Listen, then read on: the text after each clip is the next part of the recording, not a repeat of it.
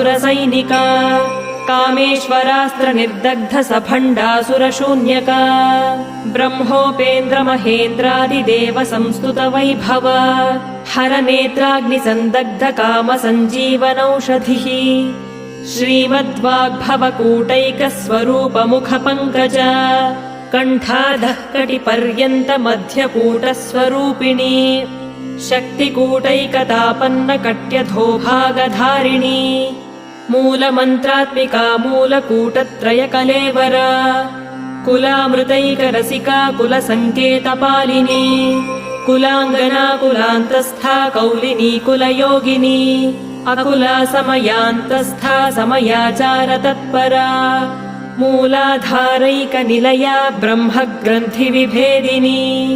मणिपूरान्तरुदिता विष्णुग्रन्थिविभेदिनी आज्ञाचक्रान्तरा